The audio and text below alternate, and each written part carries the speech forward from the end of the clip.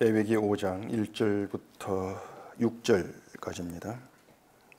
만일 누구든지 저주하는 소리를 듣고서도 증인이 되어 그가 본 것이나 알고 있는 것을 알리지 아니하면 그는 자기의 죄를 져야 할 것이요 그 허물이 그에게로 돌아갈 것이며, 만일 누구든지 부정한 것들 곧 부정한 들짐승의 사체나 부정한 가축의 사체나 부정한 공충의 사체를 만졌으면 부지중이라고 할지라도 그 몸이 더러워져서 허물이 있을 것이요, 만일 부지 중에 어떤 사람의 부정에 당했는데 그 사람의 부정이 어떠한 부정이든지 그것을 깨달았을 때에는 허물이 있을 것이요, 만일 누구든지 입술로 맹세하여 악한 일이든지 선한 일이든지 하리라고 함부로 말하면 그 사람이 함부로 말하여 맹세한 것이 무엇이든지 그가 깨닫지 못하다가 그것을 깨닫게 되었을 때에는 그 중 하나에 그에게 허물이 있을 것이니, 이 중 하나에 허물이 있을 때에는 아무 일에 잘못하였노라 자복하고 그 잘못으로 말미암아 여호와께 속죄제를 드리되 양떼의 암컷 어린 양이나 염소를 끌어다가 속죄제를 드릴 것이요 제사장은 그의 허물을 위하여 속죄할지니라. 아멘. 기도하겠습니다. 우리가 알지 못하고 행한다고 하는 일들이 많습니다. 우리는 그 모든 것들이 믿음이라고 알았는데 그것이 착각이었고 오히려 악함이었다는 사실을 말씀이 있을 때 비로소 알게 됩니다. 오늘도 말씀이 우리에게 다가오셔서 우리가 잘못 알고 있던 악함이 무엇이었는가를 알게 하시고 오직 우리의 전부가 주 앞에서 허물 있는 자 드러나는 복된 시간 되게 해주시옵소서. 예수님 이름으로 기도합니다. 아멘. 지난 주일날 그 창조 이야기를 말씀을 드렸는데 오늘 본문과 또 좀 연관이 있어서 잠깐 또 좀 얘기를 하겠습니다.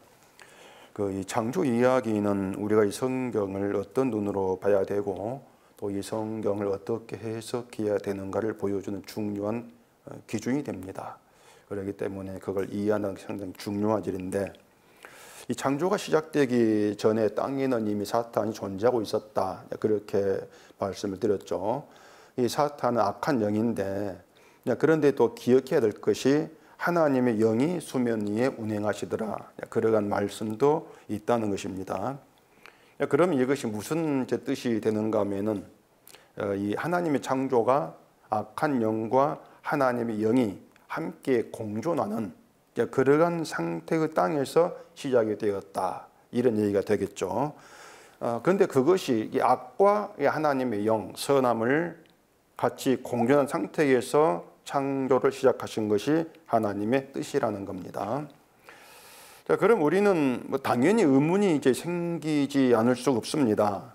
물론 그 하나님의 창조에 대해서 이런 말을 들어보지 못한 사람들이 거의 대부분이라고 할 수가 있는데, 그런 사람들에게는 그런 사탄과 하나님의 영이 함께 공존하는 의문, 이런 것들이 있을 수가 없는 것이죠. 오히려 그 창조에 관해 의문을 가지는 것을 뭔가 불순한 태도, 이렇게 이제 간주하는 또 그런 분위기라고 할 수 있단 말입니다. 그런데 이 성경을 좀 우리가 제대로 보게 된다면은 의문을 가지는 것이 옳아요. 의문이 없다는 것이 이상하죠.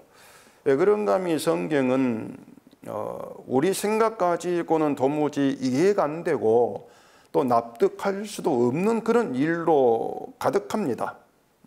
자, 악한 영과 하나님의 영이 공존하는 그런 상태의 땅에 창조를 시작하신다. 이것만으로도 하나님의 창조는 우리가 생각하고 알고 있는 것과 전혀 다른 뜻을 가지고 시작되었다, 이걸 의미를 이제 하는 것이 된다고 하는 거죠. 이걸 이렇게 이제 풀어가 보십시다. 악한 영을 죄라, 죄죠. 죄라고 하고 하나님의 영을 선, 하나님이니까 선이죠. 이렇게 했을 때에 땅은 죄와 선이 함께 공존하는 그런 상태가 된단 말입니다. 자, 그러면은 죄라 했을 때에 그 죄에서 나오는 것이 무엇일까를 생각해 보세요. 당연히 죄겠죠. 죄에서 나오는 건 죄다. 죄에서 선이 나올 수가 없는 거예요. 야고보서 1장에 보면은 욕심이 잉태한 즉 죄를 낳고 죄가 장성한 즉 사망을 낳는다 이런 말이 있습니다. 욕심이 죄를 잉태했어요. 그래 죄를 낳겠죠. 근데 이 성경이 말하는 그 욕심을 그 세상이 알고 있는 것처럼 뭔가 지나치고 과하게 탐내는 거 그런 뜻으로 생각하면 안 되는 겁니다. 되게 사람들이 욕심을 그렇게 지나치게 탐내는 그런 의미로 이제 생각을 하기 때문에 난 욕심이 없어. 이렇게 자기를 또 말한 사람들도 많이 있어요. 나는 지나치게 탐내면서 살지는 않는다고 하는 거죠. 욕심을 그렇게 이제 받아들이기 때문에 욕심이 잉태한 즉 죄를 낳는다. 이 말을 가볍게들 생각을 하게 된다는 말입니다. 성경이 말하는 욕심은요. 한마디로 말하면 자기 충족입니다. 이게 그 욕심이에요. 이건 그 사탄이 인간을 어떻게 유혹을 했는가 이걸 생각하면 알 수가 있습니다. 자, 선악과를 먹으면은 네가 눈이 밝아져 가지고 하나님같이 되어 선악을 안다. 이게 유혹이었단 말입니다. 이건 단순히 네가 선악을 알게 돼. 이걸 넘어서서 넌 하나님이 없이도 선악을 네가 선택하면서 너의 인생 주인이 네가 되어 살 수 있어. 이런 의미가 되는 거예요. 그게 사탄의 유혹이었단 말입니다. 너의 인생의 주인 네가 된다. 이것이 이제 오늘날 그 인간이 추구하는 자기 충족, 또 뭐 자아 실현, 뭐 자기 개발 이런 의미가 된단 말입니다. 늘 나를 더 좀 확대, 더 잘되게 번성시키고 싶은 거, 높아지고 싶은 그런 이게 욕심이란 얘기예요. 자기 충족시키고 싶은 거. 결국 인간은 이런 자기 욕심이 이끌려 살아가고 있는 것이죠.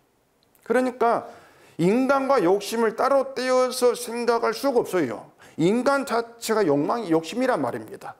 욕심 자체가 인간이라고 하는 것이죠. 자, 그런데 그 욕심이 죄를 잉태했다면은 인간이 잉태한 게 죄란 뜻이에요. 잉태했던 게 뭡니까? 내 몸속에 두고 있는 거지 않습니까? 내 몸속에 두고 있는 거? 인간이 속에 두고 있는 죄란 말입니다. 그러면은 그런 인간에게 나오는 것이 뭐겠어요? 죄죠. 그게 죄를 낳는다. 이러한 뜻이 되는 것이란 말입니다. 그러니까 복잡하게 뭐 얘기할 것 없이 인간 오로지 죄만 낳는다. 그렇게 보시면 되는 거예요. 죄만 낳는다는 것은 뭘 낳을 수가 없다? 선을 낳을 수 없다. 그 뜻입니다. 너에게는 선이라는 게 안 나와. 인간에게서는 선은 없고 죄만 나와. 이런 얘기가 창세기 시작부터 이렇게 된단 말입니다. 자, 그리고 죄가 장성한 즉 사망을 낳는다. 이렇게 말하는데 그 장성한다는 걸 되게 자라가는 거 이렇게들 생각하는데 그렇게 되면은요 마치 그 죄가 막 나왔을 때 신생아처럼 작은데 이게 점 자라가면서 어른 되는 것도 커진다. 또 이런 뜻으로들 생각을 한단 말입니다. 그러다 보니까 죄가 처음에는 작았는데 그 작은 죄를 키우지 마. 좀 죄를 다스려가지고 죄가 장성하지 않도록 그렇게 좀 통제를 해. 이런 의미로 생각을 하게 되어지는 거예요. 죄가 장성한다는 그런 뜻 아니거든. 장성이라고 하는 것은 그 헬라어 단어 뜻으로 말하면은 그 성취, 완성입니다. 그게 장성의 뜻이란 말입니다. 다시 말해서 죄의 성취, 죄의 완성은 사망이다. 그런 의미란 말입니다. 자, 그러면은 죄를 잉태한 게 인간이에요. 인간 안에 죄가 있단 말입니다. 그게 뭐냐면은 사망이라고 하는 죄의 성취, 죄의 완성을 인간이 이미 가진 자. 인간은 그 죄의 완성인 사망에서 벗어날 수 없는 자. 그 상태다. 그게 야고보 얘기란 말입니다. 인간은 인간에게는 이미 죄의 완성인 사망이 이미 갖추어져 있는 거예요. 이걸 가리켜서 죽었다. 이렇게 얘기합니다. 죽었다. 선악과를 먹은 인간 상태가 바로 그러했다고 하는 것이죠. 자, 그런데 땅에는 그 죄와 함께 하나님의 영이 일하고 계셨다. 이렇게 말하지 않습니까?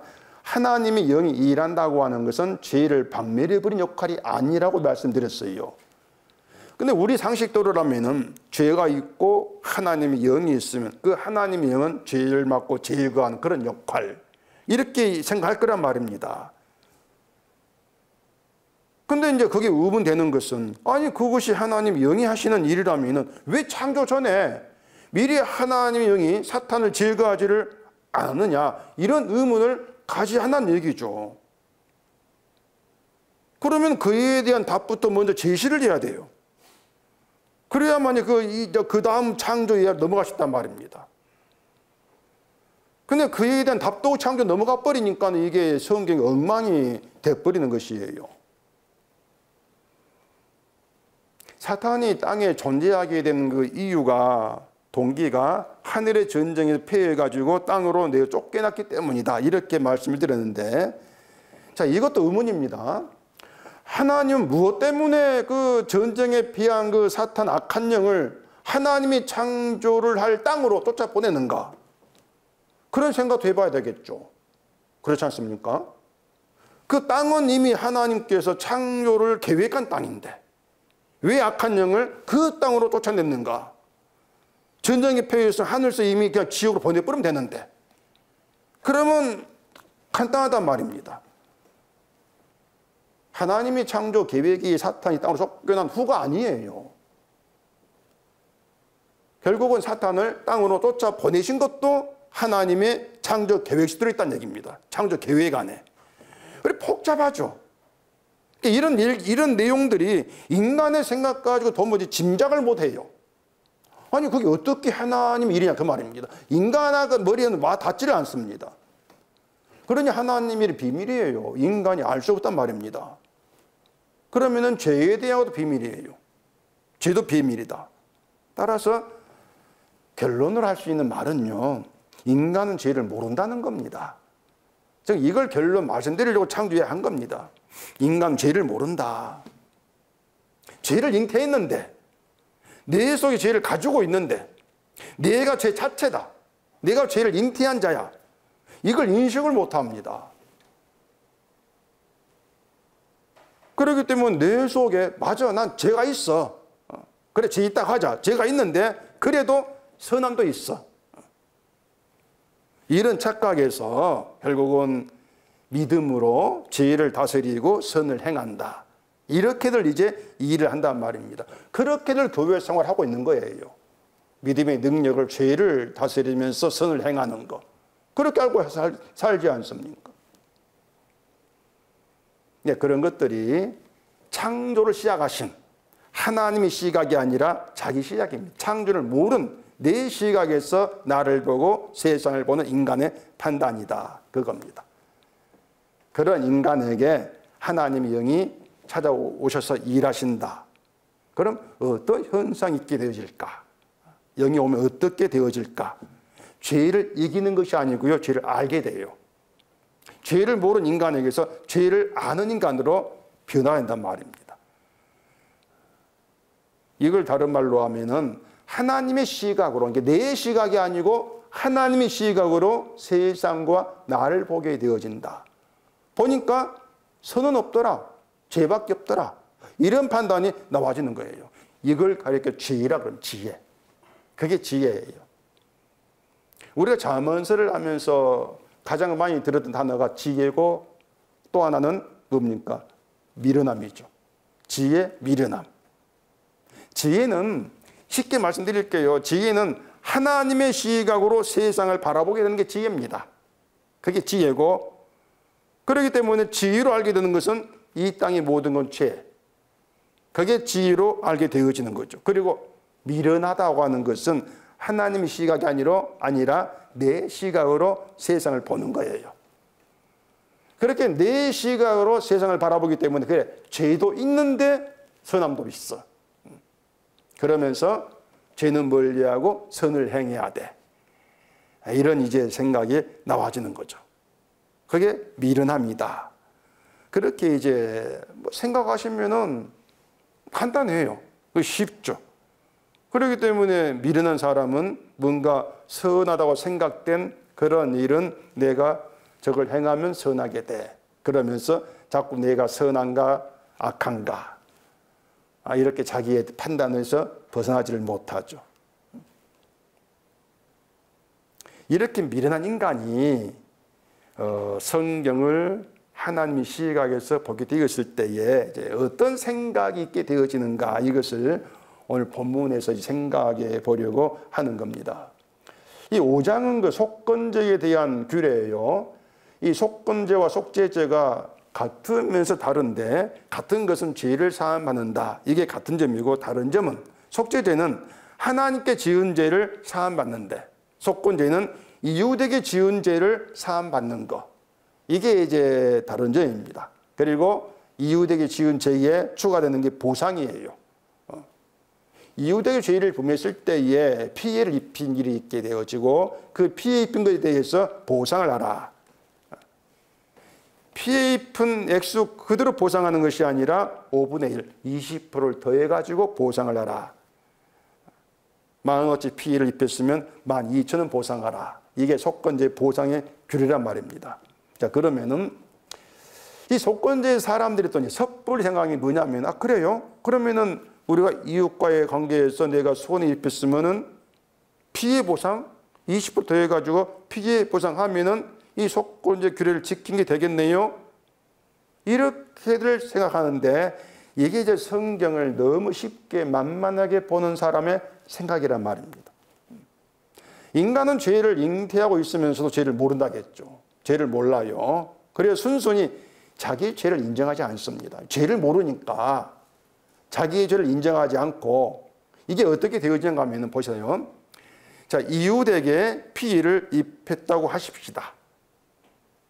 내가 그것을 인정한다고 한다 할지라도 어쨌든 너도 잘못이 있지 않는가, 그런 쪽으로 몰아갑니다.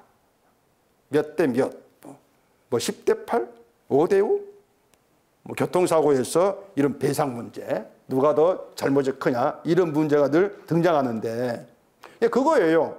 내가 잘못한 건 맞는데 너도 잘못했잖아. 그게 이제 그 아담과 하와의 변명, 그렇게 드러났지 않습니까? 이런 다툼이 항상 끊어지지 않는 게 이웃 관계입니다. 100% 내가 잘못했어 인정한다면 그것은 어쩔 수 없을 때, 그때 그냥 내가 다 잘못했다 이렇게 인정하는 거예요. 그 빼박 증거라는 말을 하는데, 어떤 핑계도 대릴 수 없는 분명한 증거가 나왔을 때, 뭐 변명도 핑계도 안 통할 때, 그래 이제 100% 잘못입니다, 이렇게 인정하는 것이지, 증거도 없는데 순순히 잘못이야, 이렇게 그 인정하는 그런 인간성은 없습니다.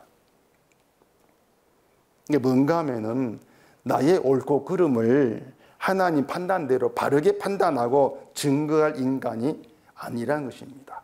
우린 그런 사람들이 못 됩니다. 말한 대로 인간은 죄를 잉태했고 인간에게 나올 건 죄밖에 없다고 했지 않습니까? 그 죄라고 하는 것이 늘 나의 정당함이에요. 나를 항상 정당한 자리에 놓으려고 하는 게 인간 죄란 말입니다.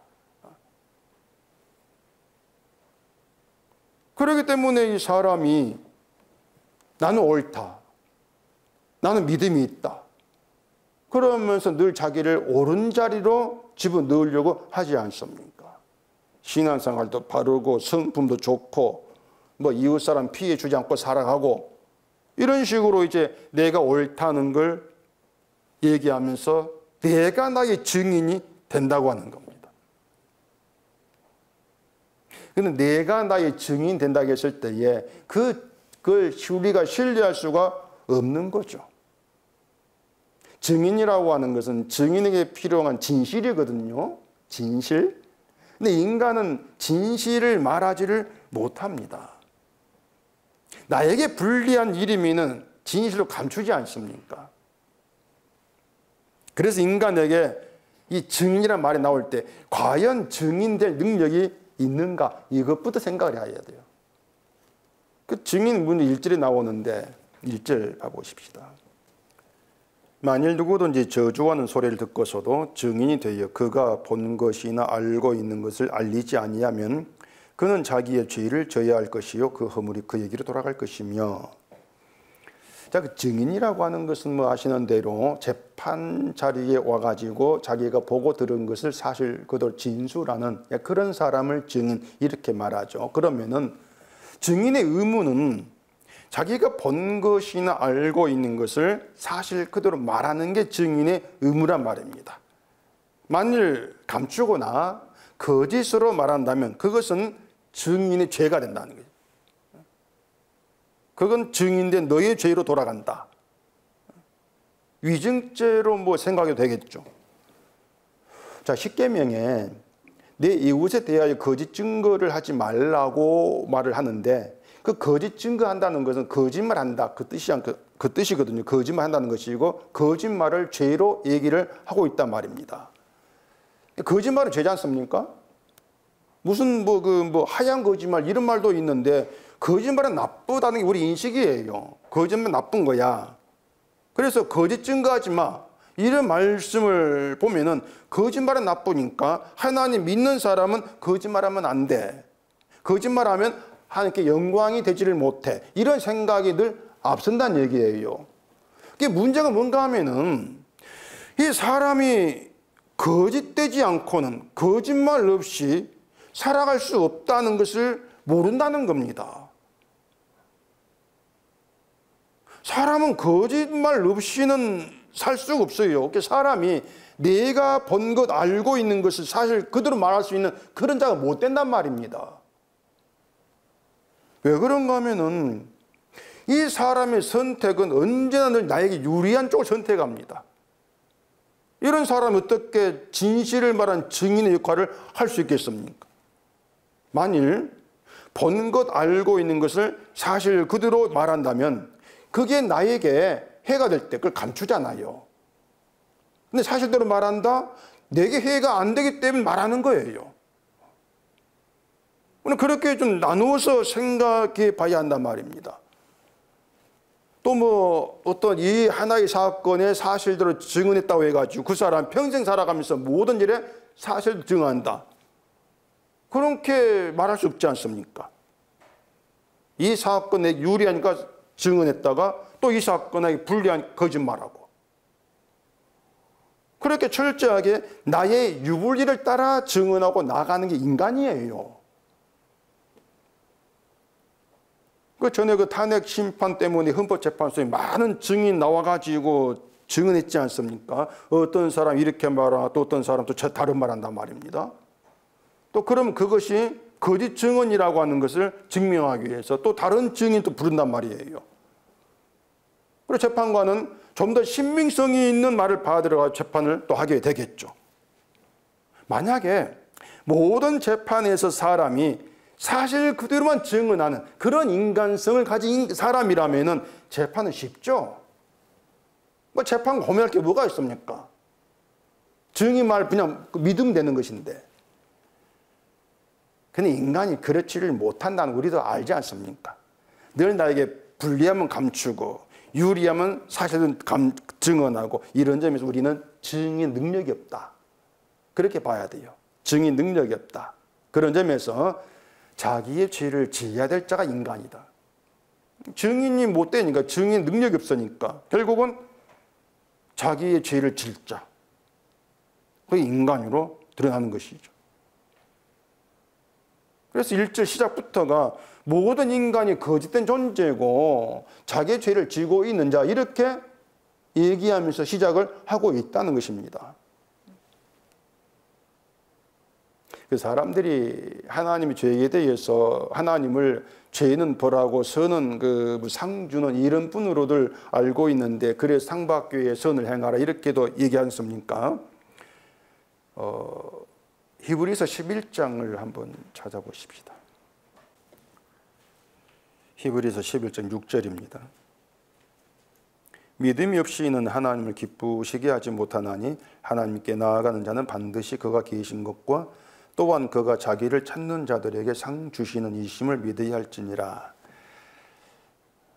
잘 아시는 그런 내용인데 이건 사람들이 그 믿음 생활의 어떤 기본 원리로 삼고 있는 그런 말씀이기도 합니다. 이런 구절도 이 사람들의 생각에서 어떤 말이 나올지는 우리가 충분히 예상이 돼요. 하나님은 우리의 믿음을 보시고 기뻐하신다. 이렇게 말하면서 하나님을 기쁘게 하기 위해서 잘 믿어라. 이렇게 되어지겠죠? 또 하나님은 자기를 찾는 자들이 상 주시는 분이니까 하나님을 찾아야 상을 받는다.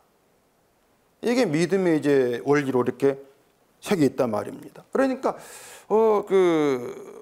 이러는 것에 대해서 사람들이 성경을 그렇게 보는 것에 대해서 이게 무엇이 문제일까? 이걸 눈치챌 수 있어야 돼요.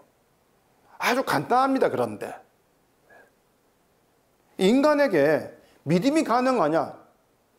출발점을 인간에게 가능성이 있는지 그걸 묻고 출발하면 된다는 얘기예요. 믿음이 가능한가? 인간이 하나님 찾는 게 가능한가? 찾는다면 무엇 때문에 찾는가? 이렇게 들여다보면 돼요. 인간 속셈이라고 하는 것들을. 죄를 잉태한 인간에게서 나올 것은 죄만 낳는 것, 죄만 나오기 때문에 믿음의 능력이 없어요, 인간은. 죄만 나오는데 어떻게 믿음의 능력이 있겠습니까? 하나님을 찾는 것도 찾는다고 해도 자기가 내가 목적입니다. 날 위해 찾고 있지 않습니까? 이런 인간에게 하나님이 찾아오셔서 하시는 일이 뭐냐? 우리가 인간이 믿을 능력도 하나님을 찾을 자격도 없다는 걸 알게 한단 말입니다. 그렇게 알게 해놓고 시작하는 것이에요. 이게 너야. 성경은 그렇게 해석이 돼야 돼요. 우리가 하나님을 찾는 것이 아니고 말씀이 찾아와서 죄를 알게 하고 죄 있는 자, 죽은 자로서 죄 용서가 있는 하나님을 찾게 만드신다. 찾게 만드신다. 그래서 하나님을 찾는다는 것은 하나님 영이 찾아와 일하신 일의 결과물이에요. 그들에게 상을 주신다는 얘기예요. 그들에게. 결국 하나님 주시는 상은 인간이 잘한 행함에 대한 주시는 상이 아니죠. 우리는 하나님 앞에 죄 있는, 허물이 있는 부정한 자 그렇게만 나오면 된단 말입니다. 그래 간단합니까? 이렇게 물을 얘기 아니에요. 왜냐하면 우리는 그걸 못해요. 순간순간 우리는 죄 있는 자랑 우리 잊고 살아갑니다. 본문 2절 봐보십시다.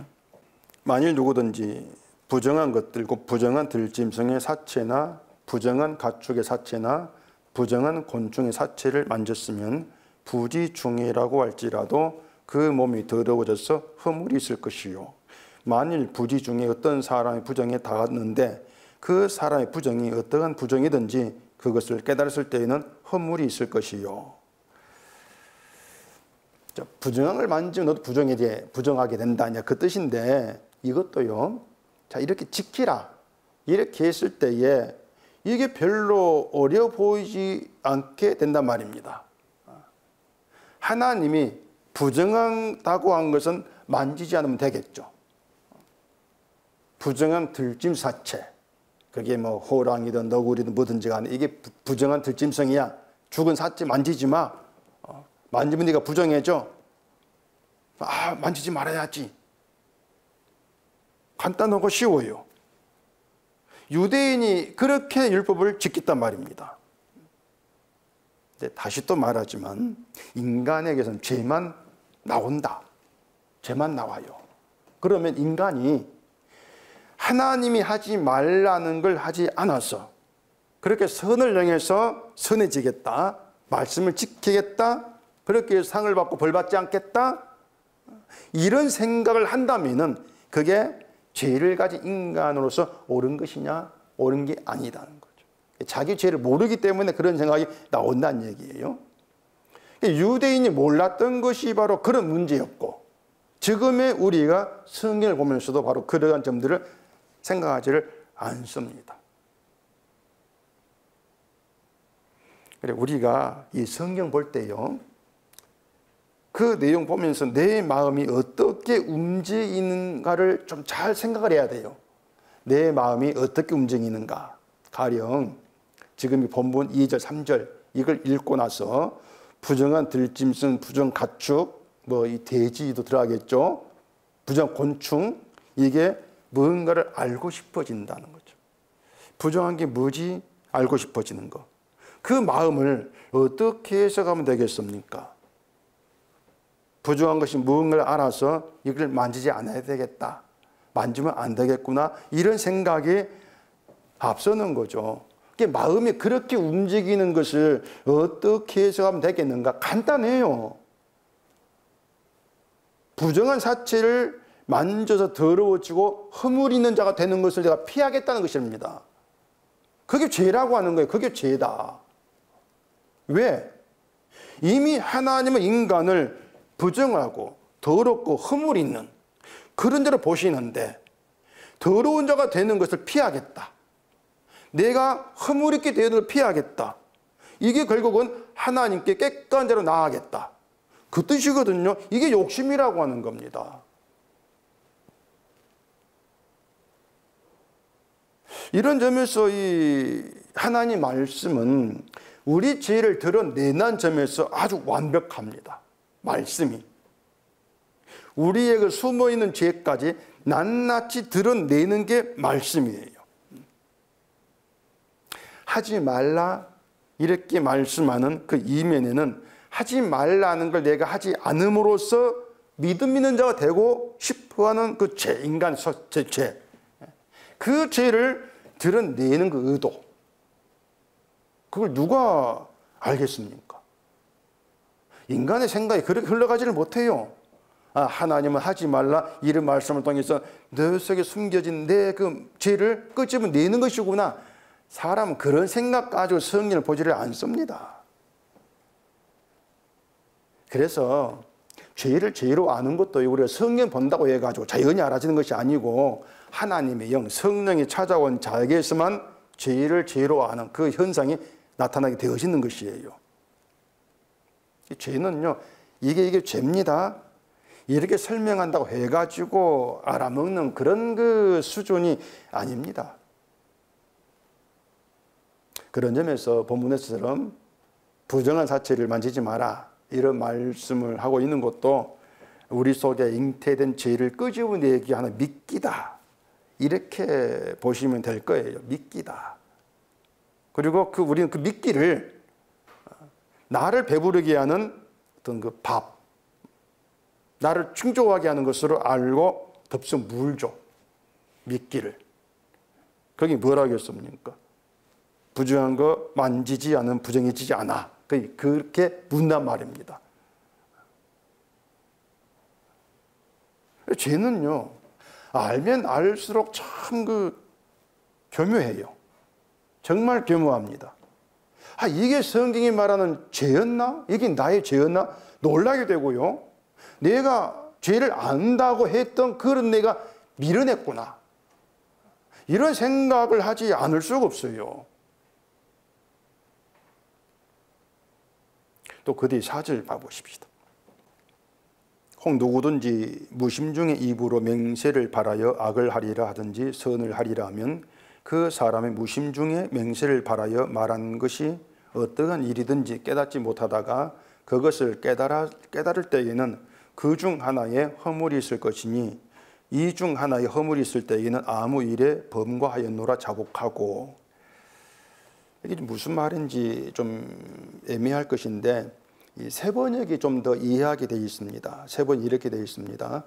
또 누구든지 생각 없이 입을 놀려 악한 일을 하겠다거나 착한 일을 하겠다고 맹세할 때에 비록 그것이 생각 없이 한 맹세일지라도 그렇게 말한 사실을 잊고 있다가 뒤늦게 알고서 자기 죄를 깨달으면 그 죄를 속하야 된다. 이게 세 번역 얘기입니다. 제가 아까 앞에서 계속 말씀해 드렸던 그 내용이에요.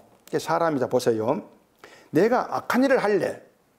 이렇게 한다고 합시다. 악한 일을 할래. 아니면은 난 착한 일을 하겠다.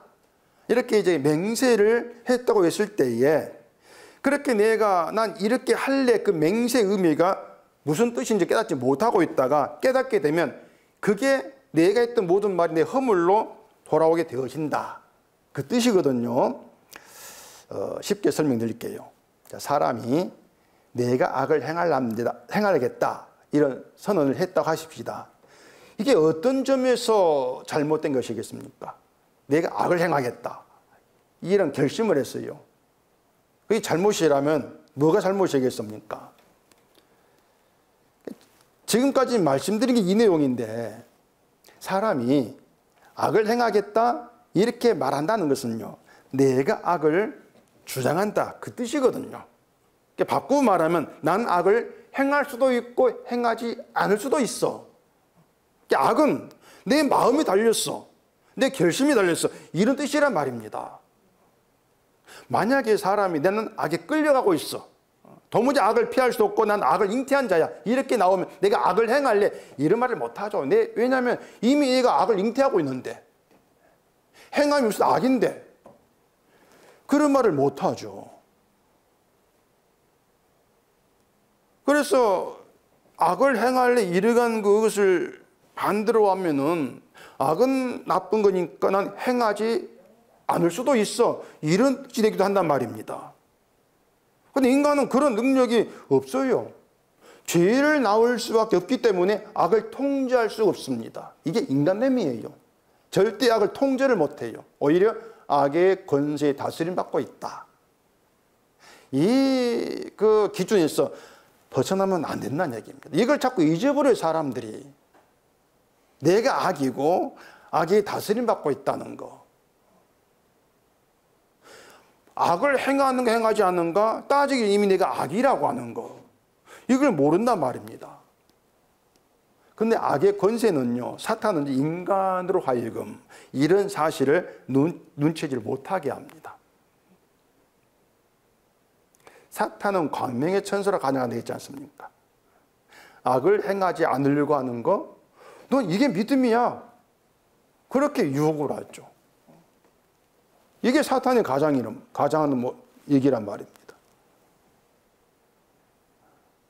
선을 하겠다. 사람들이 그런 결심 많이 하겠죠. 난 선을 행하겠습니다. 믿음을 살겠습니다. 같은 시기에 보면 되는 거예요. 인간은 선을 행할 능력이 없어요. 그런데 악을 행하지 않는 것을 선을 추구하고 선을 따라 행하는 것으로 이렇게들 본단 말입니다. 그것은 바르게 살고 있어, 이렇게 생각하지 않습니까? 그러니까 사람들이 이런 생각과 말을 무심중에 하고 살아갑니다. 무심중에 해요. 죄는 행하지 말아야지, 신자가 믿음으로 살아야지, 복음으로 살아야지, 다 그렇게 말을 해요. 그러니까 복음을 아는 사람도 복음 알아요, 복음으로 살아가야지, 이렇게 말한단 말입니다. 복음이 그게 아닌데, 복음 우리에게 너가 복음하면 복음으로 살아가, 이렇게 얘기하는 것이 아니고, 복음은 야, 네가 허물인데 이게 복음이에요. 그러니까 사람들은 이제 그런 걸 자꾸 놓치기 때문에 성경을 알고 복음을 안다고 하면서 복음으로 살고자 결심하는 게 그게 악함이라는 걸 모르죠.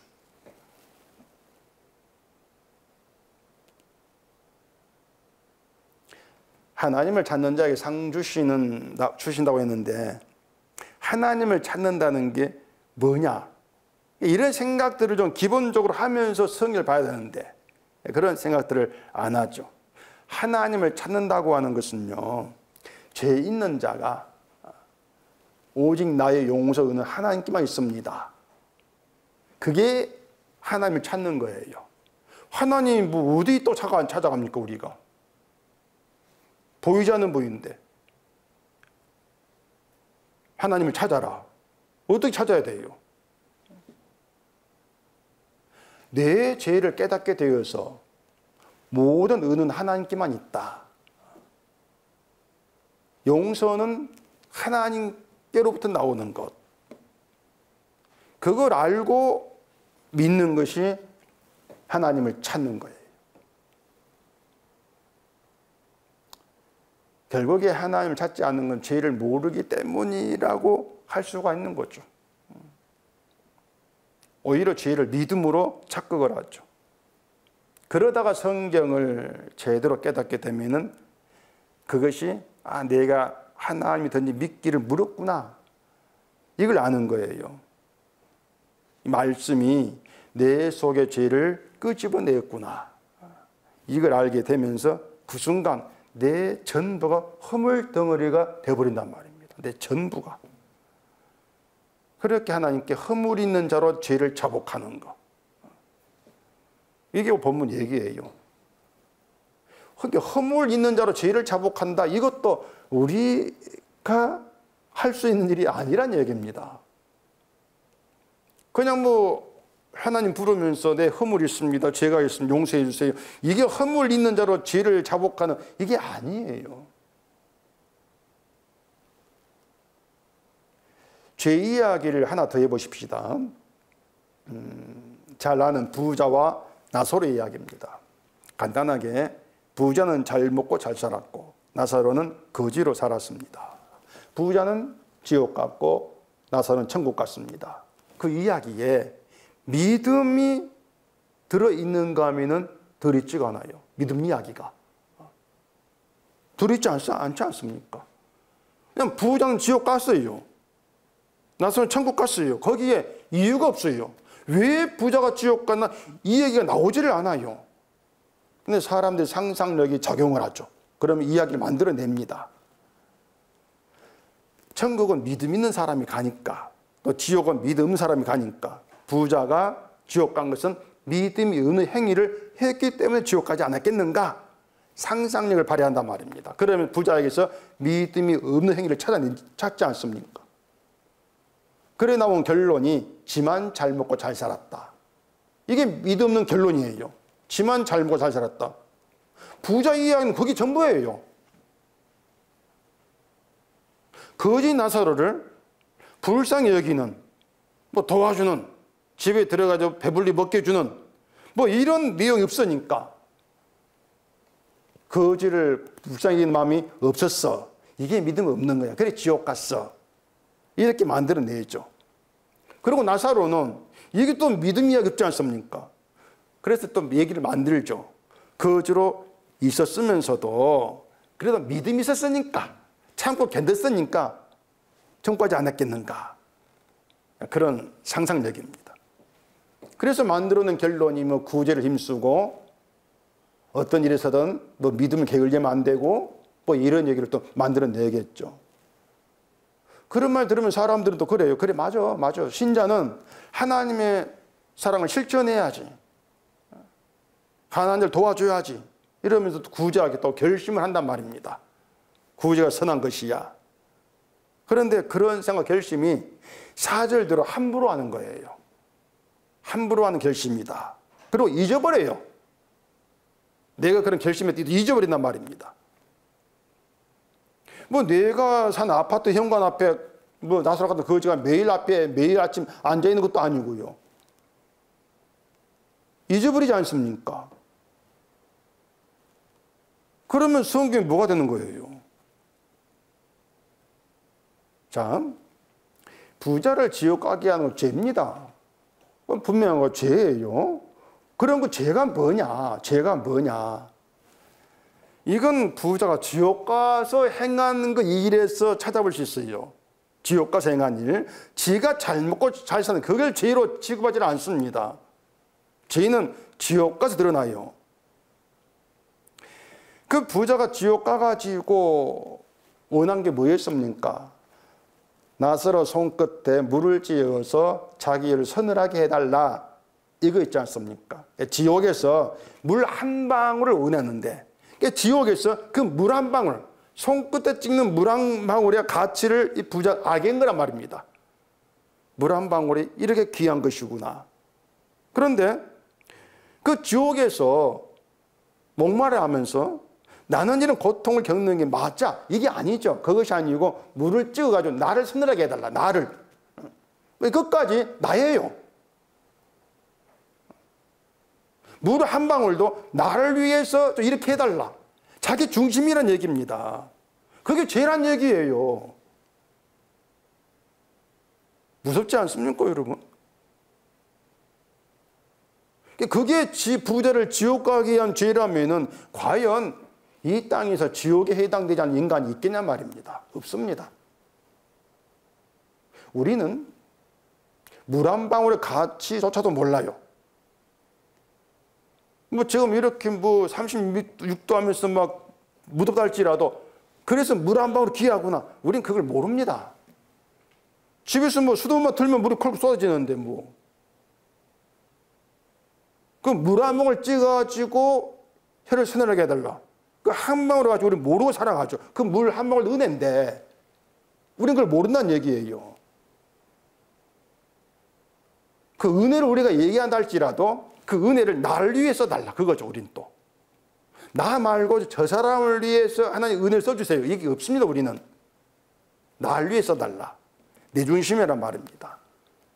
이게 지옥 가기 위한 죄라면 지옥 가지 않을 자가 없죠. 우리 몽땅 다 부자에 해당한단 말입니다.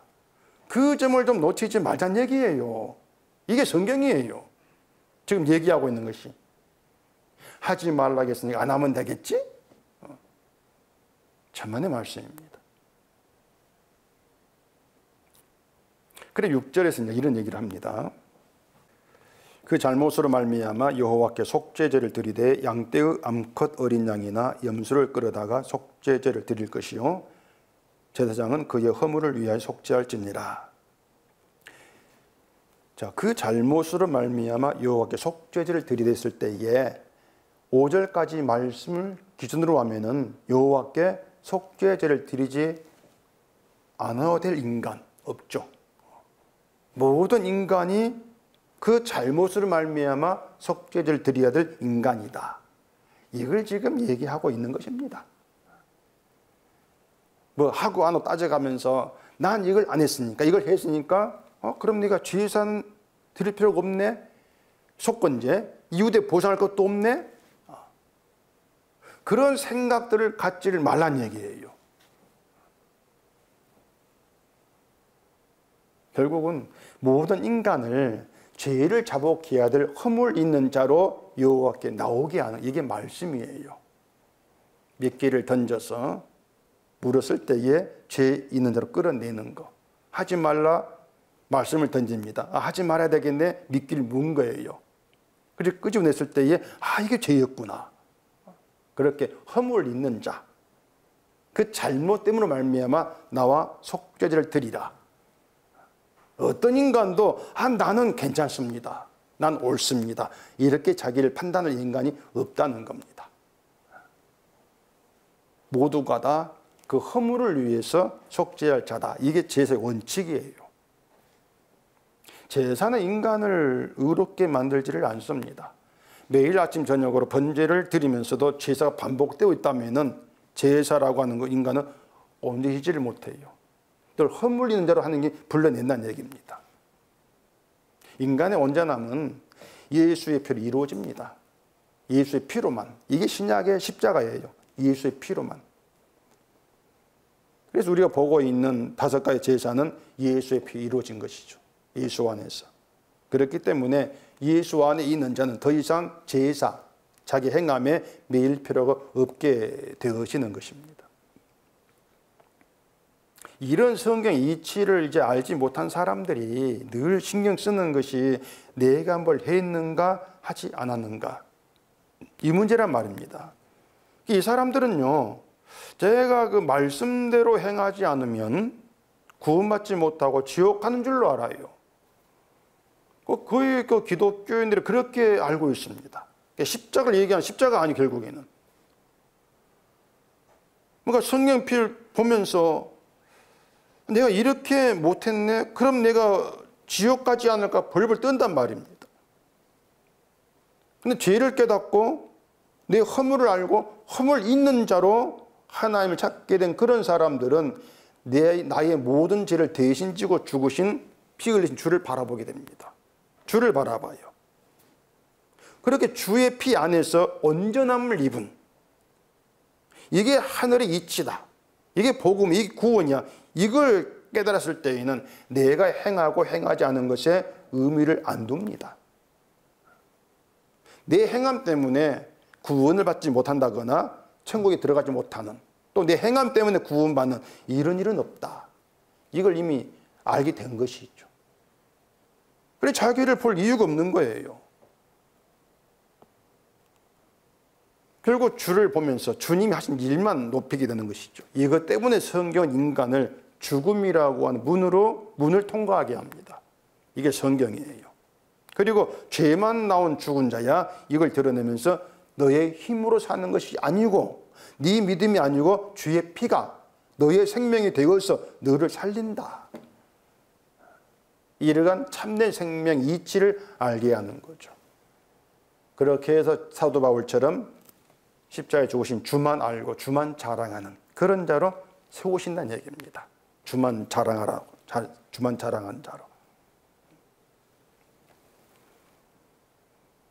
그래서 자기 죄라고 하는 것은 내가 죄를 범했을 때 이게 죄야, 그 뜻이 아니고요. 아예 죄를 잉태한 자로 죄만 나오는 인간이다, 이런 뜻입니다. 인간은 몽땅 자기 죄를 가지고 살아가요. 그래서 사람은 난 바른 것처럼 다른 사람의 죄를 말할 자격이 없습니다. 어떻게 다른 사람 죄를 얘기합니까? 근데 자기 죄를 모르는 사람들이 자꾸 다른 사람 죄를 말하면서 간섭을 하죠. 그런 사람들에게 할 말은 놀고 있네. 또 다른 말은 니나 잘해. 그런 겁니다. 달리 할 말이 없어요. 근데 우리가 잘하는 그겁니다. 자꾸 내 의 안에서 놀고 있다는 거죠. 그게 우리가 하는 일이에요. 늘 난 내 안에 놀고 있다. 내 안에서. 내 안에서 난 의롭다. 나는 바르다. 이렇게 하면서 잘 놀고 있는 우리 안에 하지 말라, 해라, 이런 말 던지는 건 미끼로 던지는 거예요. 던져서 물게 합니다. 그리고 그 말씀 들어 올리면은 거기에 끌려 나온 것이 허물이는 나였구나. 이런 점들을 꿈에도 생각지 못했는데 말씀으로 알죠. 믿음으로 알았던 것들이 믿음이 아니었고 죄였다는 거. 이렇게 죄만 줄줄이 사탕으로 묶여 올라오는 것입니다. 이게 말씀이에요. 그런데 그렇게 죄가 말씀에 끌려 올라오게 되어지는 게 그게 한 은혜입니다. 감추어진 죄가 드러나고 그 죄를 깨닫게 되고 내가 죄의 종으로 한평생 살았다는 것이 깨달아지면은 성도에게만 허락된 하나님의 은혜와 복이 이런 것이었구나. 죄를 알게 된 이것이 은혜와 복이었구나. 이걸 알죠. 때문에 성도는 죄 가운데에서 감사하게 되는 것입니다. 죄 가운데에서. 세상 일이 아니고. 늘 사탄에게 속아서 되지도 않은 신앙생활을 해보겠다고 살아가고 힘든 세월에서 자유하게 된, 그게 감사가 되는 거죠. 그렇게 믿음은 우리를 죄에서 자유하게 해요. 그런 자유가 늘 말씀에 의해서 죄가 끌려 나오면서 그런 자유를 누릴 수 있기를 바랍니다. 기도하겠습니다. 우리 아버지 하나님, 오늘도 우리가 믿지 알지 못했던 우리 악함들, 죄의 모습들을 또 말씀을 통해서 알게 하시니 감사합니다. 이 말씀이 늘 나의 선으로 채우려고 내 안 던져짐으로 인해서 죄가 드러나고 그 죄가 끌려 나오면서 결국 나의 모든 생명, 의는 죽게 있다는 사실을 알게 되어집니다. 주 안에서 내 행함이 아니라 주의 행함으로 감사하고 그게 우리 자유가 될 수 있는 복을 허락해 주시옵소서. 예수님 이름으로 기도합니다. 아멘.